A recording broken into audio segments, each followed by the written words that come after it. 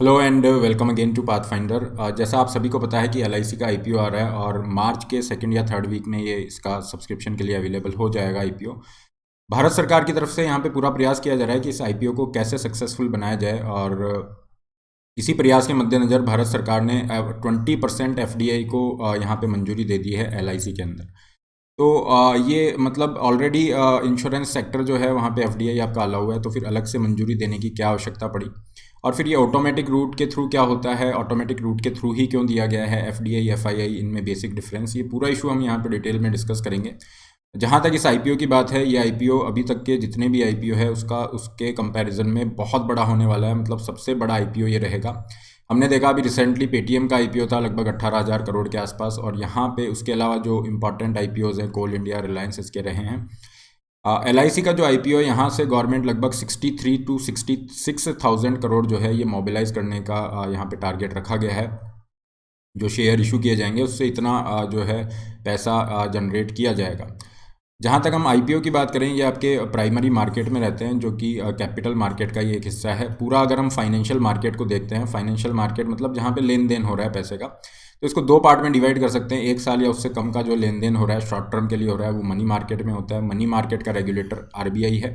Capital market में long term के जो लेन देन हैं ये हो रहे हैं। और कैपिटल मार्केट में प्राइमरी मार्केट मतलब कोई भी कंपनी अपना पहली बार जब इशू लाती है, शेयर इशू करती है, जैसे इनिशियल पब्लिक ऑफरिंग है, एफपीओज हैं, तो ये आप देखोगे यहाँ पे, तो ये प्राइमरी मार्केट में आएगा। पहली बार इशू किया है इसलिए प्राइमरी मार्केट में अब वो शेयर, जैसे एलआईसी का शेयर आ जाएगा तो फिर उसकी खरीद फरोख्त जो होगी, ट्रेडिंग होगी, वो सेकेंडरी मार्केट में होगी, जो स्टॉक एक्सचेंज वगैरह पे।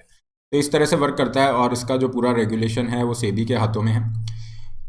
इस पूरे इशू को डिटेल में यहाँ पे डिस्कस करते हैं। आगे बढ़ने से पहले, my name is Rahul Bharadwaj, this is my brief introduction here. ये टेलीग्राम चैनल है, इस पर आप जुड़ सकते हैं पीडीएफ एंड अदर अपडेट्स के रिगार्डिंग। इसके अलावा जो भी बच्चे यूपीएससी की तैयारी कर रहे हैं, आपके लिए टेस्ट सीरीज ऑफर की जा रही है। 28 number of test for 6 month, ये 3,000 की फीस के साथ ऑफर किए जा रहे हैं।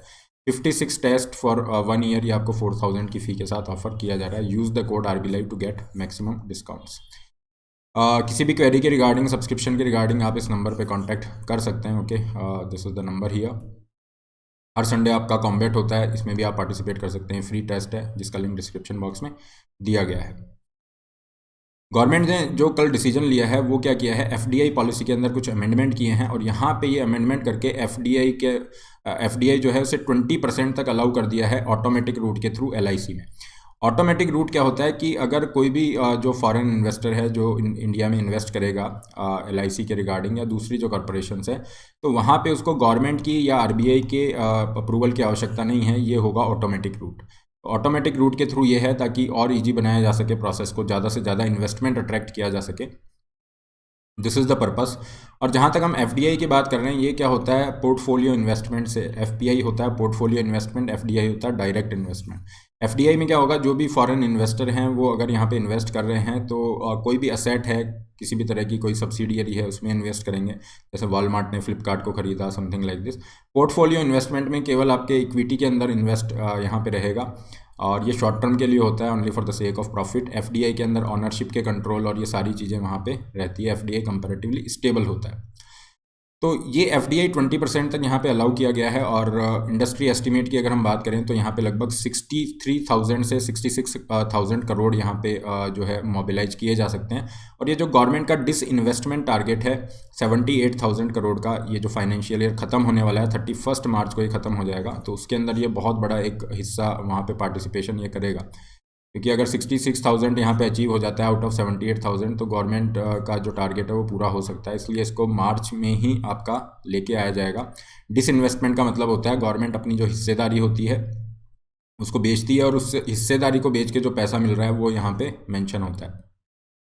तो अभी हम देखेंगे एलआईसी के अंदर 100% गवर्नमेंट की हिस्सेदारी है। गवर्नमेंट अपना 5% स्टेक यहाँ पे बेच रही है।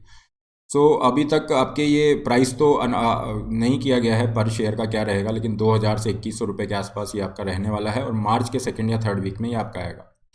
इंश्योरेंस की अगर हम बात करें तो ऑलरेडी यहाँ पे इंश्योरेंस सेक्टर में आपका एफडीआई परमिटेड है। यहाँ पे पहले 49% था, अभी गवर्नमेंट ने 74% इसको कर दिया है। लेकिन एलआईसी पे ये बात लागू क्यों नहीं हो रही है, क्योंकि एलआईसी एक तरह की स्टेट्यूटरी कॉरपोरेशन है, जिसे एलआईसी जो एक्ट है 1956 उसके अंतर्गत बनाया गया। इसलिए ये इंश्योरेंस सेक्टर के लिए जो एफडीआई के रूल हैं ये एलआईसी पे आपके लागू नहीं होते।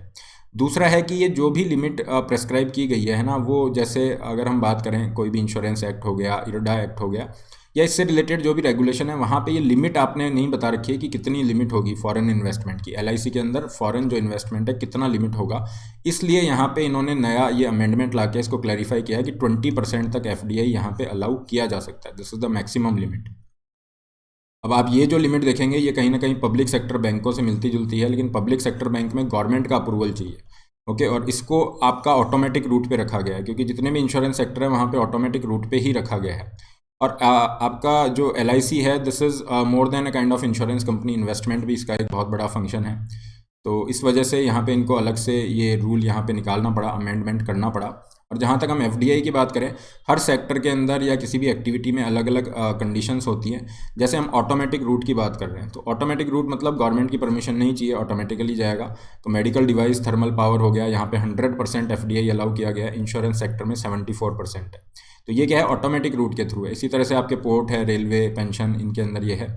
जहाँ पे गवर्नमेंट की परमिशन की रिक्वायरमेंट है, वो पोर्टल पे रिक्वेस्ट जाएगी, फिर वहाँ से अप्रूवल होके आएगा। तो इसमें बैंकिंग है, पब्लिक सेक्टर बैंक है, उनमें 20% तक अलाउ किया गया है। पब्लिक सेक्टर बैंक में अगर हम बात करें तो एसबीआई में लगभग 10% के आसपास ये फॉरेन इन्वेस्टमेंट है। ब्रॉडकास्टिंग वाले सेक्टर में 49% है। इसके अलावा प्रिंट मीडिया, जहाँ पे आपके न्यूज़पेपर वगैरह ये छपते हैं, उसमें 26% है। मतलब ऑनरशिप किसी फॉरेन एंटिटी के हाथ में, फॉरेन कंपनी के हाथ में नहीं जाएगी। प्रिंट मीडिया ऐसा जहाँ पे कोई साइंटिफिक पब्लिकेशन हो रहा है, वहाँ पे 100% इन्होंने अलाउ किया है। तो ये एफडीआई को लेके कुछ रेगुलेशंस हैं, ये ऑटोमेटिक गवर्नमेंट रूट का ध्यान रखिए। अब मेजर जो चीज़ें हैं उनमें थोड़ा सा आइडिया लगा सकते हैं। एलआईसी एक्ट के अंतर्गत यहाँ पे बात की जा रही है, a person can hold a maximum of 5% stake in the LIC. और गवर्नमेंट का जो स्टेक होगा वो 51% से कम नहीं जाएगा। एट प्रेजेंट हम देखें 100% गवर्नमेंट के पास ही है, और गवर्नमेंट केवल 5% ही यहाँ पे अभी बेच रही है। जहाँ तक दूसरी इंश्योरेंस कंपनीज की बात करें पब्लिक सेक्टर में, तो उनमें जो फॉरेन आपके होल्डिंग है वो 1% या उससे भी कम है। एलआईसी के ऊपर हम आए उससे पहले कुछ बेसिक चीज़ें, जैसा आप सभी को पता है एलआईसी सबसे बड़ा एक इंश्योरर है, और यहाँ पे लगभग 29 करोड़ इसके जो है पॉलिसी होल्डर्स हैं, पॉलिसीज़ इसकी हैं 29 करोड़ के आसपास। यहाँ पे जो काम कर रहे हैं 1 लाख से ज़्यादा लोग यहाँ पे काम कर रहे हैं, 1,14,000 के आसपास यहाँ पे एम्प्लॉयज़ हैं। और इन्वेस्टमेंट भी ये करती है, काफ़ी सारे बैंक्स हैं, इंस्टीट्यूशंस हैं जहाँ पे इसकी बहुत मतलब स्टेक होल्डिंग वहाँ पे है, इसने इन्वेस्ट किया हुआ है। जहाँ तक हम बात करें पॉलिसी होल्डर ने कितना यहाँ पे इन्वेस्टमेंट किया हुआ है, लगभग ये है 39 लाख करोड़ से भी ज़्यादा। दिस इज़ ह्यूज, है ना, बहुत सारा ये अमाउंट है। और यहाँ पे अगर हम इसकी टोटल असेट को देखते हैं, टोटल असेट अंडर मैनेजमेंट, अगर इसको हम देखेंगे टोटल असेट अंडर मैनेजमेंट, तो ये हो गया मतलब कंपनी कितना जो है इन्वेस्टमेंट, जो लोगों ने इसके अंदर इन्वेस्टमेंट किया हुआ है उसको मैनेज कर रही है।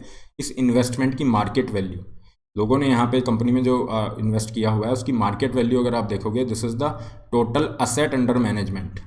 और ये क्या है, ये 3.3 गुना है। मतलब जितनी भी आपकी प्राइवेट लाइफ इंश्योरेंस कंपनीज है उसका लगभग 3 गुना से ज़्यादा है। तो ये भी एक बहुत बड़ा अमाउंट है। उसको काफ़ी सारे अमाउंट को, लगभग 25% को ऑलरेडी इन्होंने इन्वेस्ट किया हुआ है।